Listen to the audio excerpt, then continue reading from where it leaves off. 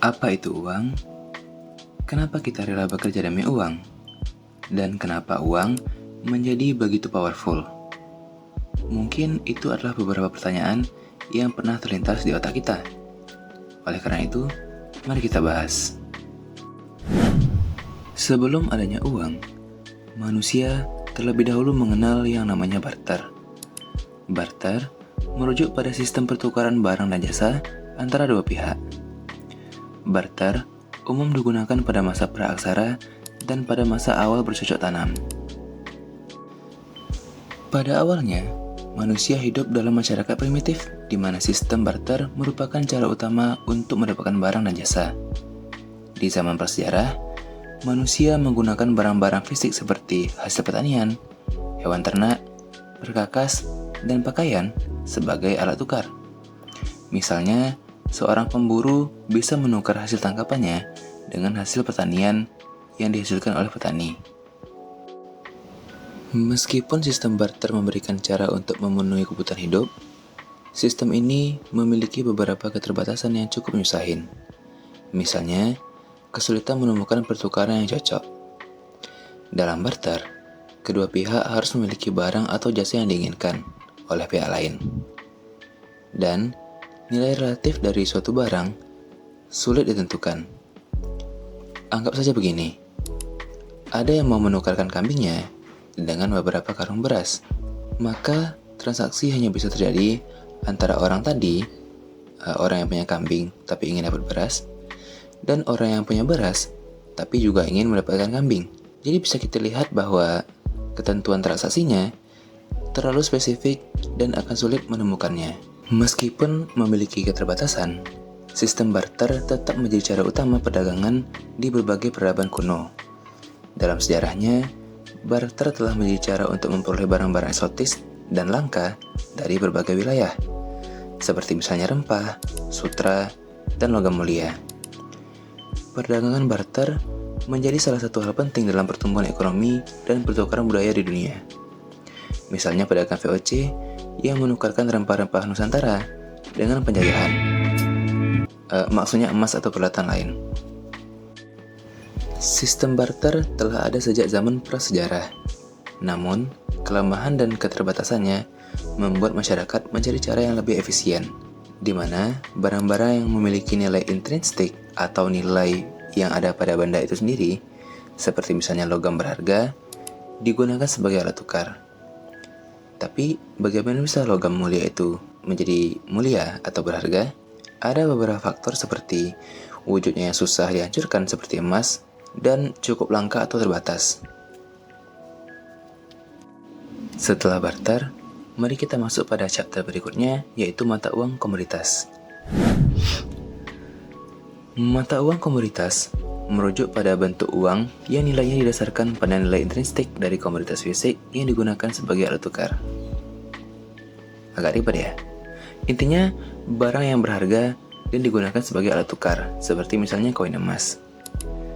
Sejarah mata uang komoditas mencakup perkembangan sistem perdagangan dan moneter dari zaman kuno hingga sekarang. Pada zaman kuno, emas dan perak telah menjadi komoditas yang sangat dihargai di berbagai peradaban. Kedua logam ini memiliki sifat-sifat yang membuatnya cocok sebagai bentuk uang. Di antaranya adalah kelangkaan, keindahan, dan kemudahan untuk dibagi dan diukur.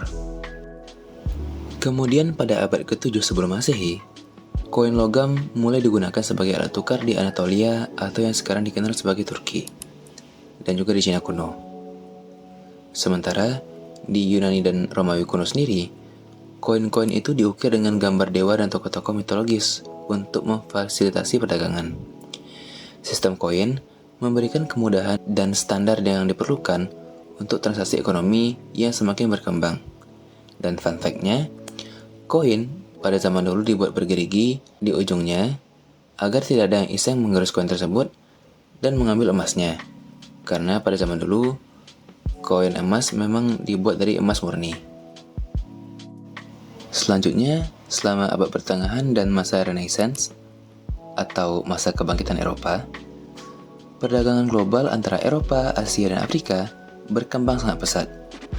dengan didorong oleh perdagangan rempah-rempah, sutra, dan barang-barang mewah lainnya.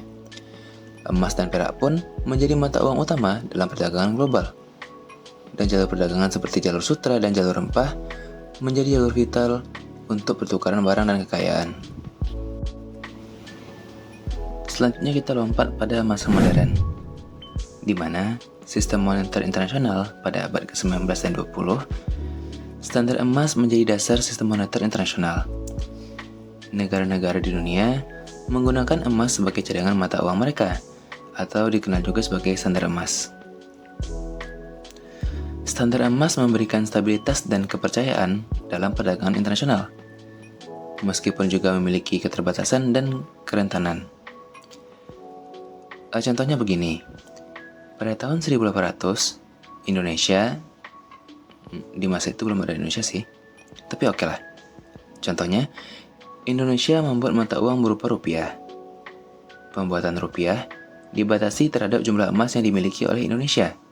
Sehingga jika Indonesia punya 1000 emas, maka Indonesia bisa mencetak 1000 rupiah. Atau bisa dibilang pada zaman itu, uang kertas merupakan surat kepemilikan dari emas dengan nilai tertentu. Namun kemudian, setelah Perang Dunia I, banyak negara yang meninggalkan standar emas karena biaya perang yang tinggi dan ekonomi yang hancur total.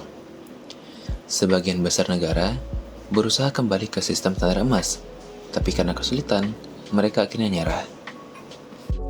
Pada tahun 1971, Presiden Amerika Serikat kala itu, yaitu Richard Nixon, secara resmi mengumumkan pembatalan standar emas di AS. Ini mengakhiri era standar emas dan dimulainya sistem mata uang Fed. Apa tuh mata uang Fed? Pada mata uang Fed, nilai uang tidak lagi dijamin oleh emas atau logam berharga lainnya, tetapi dijamin oleh kepercayaan dan stabilitas pemerintah. Intinya begini, pemerintah mencetak uang, dan kemudian negara dan beserta rakyatnya kompak percaya bahwa uang itu memiliki nilai. Mata uang Fed membawa fleksibilitas dalam kebijakan moneter, tetapi juga meningkatkan risiko inflasi dan ketidakstabilan. Contoh-contoh inflasi dan ketidakstabilan ada pada tahun 1998, 2008, pada masa Covid, dan masih banyak lainnya. Nah, jika ekonomi dunia beralih pada mata uang Fed, bagaimana nasib emas dan perak? Well, meskipun tidak lagi digunakan sebagai standar moneter, emas dan perak tetap menjadi komoditas yang sangat dihargai, tapi dalam bentuk investasi dan perdagangan modern. Emas dianggap sebagai aset safe haven yang aman dalam kondisi ketidakpastian ekonomi, sementara perak sendiri digunakan dalam bidang industri. Dan kita masuk pada babak berikutnya, yaitu munculnya cryptocurrency. Well, ini adalah teknologi baru.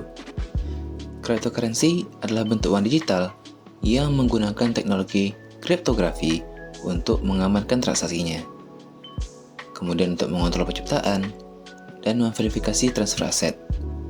Berbeda dengan mata uang Fed yang diatur oleh bank sentral, cryptocurrency diatur oleh teknologi blockchain yang terdesentralisasi.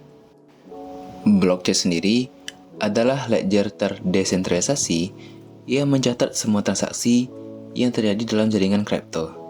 Setiap transaksi dikonfirmasi oleh jaringan komputer yang tersebar di seluruh dunia, sehingga memastikan keamanan dan keabsahan transaksi. Simpelnya gini, kamu punya duit 1000 rupiah. Kamu menggunakannya untuk membeli permen. Nah, transaksi itu dicatat dan disaksikan oleh semua orang, sehingga semua orang memvalidasi transaksi tersebut, sehingga tidak ada yang bisa mengedit atau memanipulasinya, kecuali dia adalah Madara Uchiha yang bisa menggunakan Genjutsu satu dunia. Intinya jelas bahwa salah satu keunggulan cryptocurrency adalah nyaris mustahil dimanipulasi transaksinya. Dalam cryptocurrency sendiri, seringkali digunakan istilah token atau koin. Ini biasanya merujuk pada proyek blockchain tertentu, di mana koin mengacu pada mata uang digital seperti Bitcoin atau Ethereum. Bitcoin sendiri adalah cryptocurrency pertama yang diciptakan oleh seorang atau bisa kita sebut sebagai sekelompok dengan nama Satoshi Nakamoto pada tahun 2009. Kenapa bisa dibilang sekelompok? Karena identitas Satoshi Nakamoto yang saya bilang tadi itu tidak bisa diverifikasi dan sepertinya hanya sebuah identitas samaran. Proses terciptanya cryptocurrency atau Bitcoin ini melibatkan penggunaan daya komputasi untuk menyelesaikan masalah matematika yang kompleks yang disebut sebagai mining. Para miners yang berhasil memecahkan masalah tersebut diberi hadiah dalam bentuk koin baru atau token baru. Oh ya, perlu diingat bahwa nilai cryptocurrency sangat fluktuatif dan dapat berubah dengan cepat dan dalam waktu singkat. Ini bisa menjadi sumber cuan yang luar biasa, tetapi juga menimbulkan risiko besar bagi para investor. Ya, high risk high return lah. Selain sebagai alat investasi, cryptocurrency juga digunakan sebagai pembayaran online, transfer uang tanpa biaya, dan crowdfunding. Di sisi lain, regulasi terkait cryptocurrency bervariasi di seluruh dunia. Beberapa negara telah mengadopsi pendekatan yang lebih terbuka, sementara sebagian yang lain mungkin melarang atau membatasinya. Investasi dalam cryptocurrency melibatkan risiko tertentu, mulai dari volatilitas harga, keamanan, regulasi, dan lainnya. Jadi penting bagi Anda yang ngide pengen mining atau trading crypto untuk melakukan riset mendalam sebelum nyemplung ke dunia kripto ini. Kesimpulannya, balik ke pertanyaan di awal, kenapa uang bisa membuat seorang atau sekelompok menjadi overpower? Itu karena uang adalah bukti kepemilikan suatu benda atau aset. Semakin banyak yang dimiliki, maka semakin hidup kita aman dan semakin orang bergantung pada kita.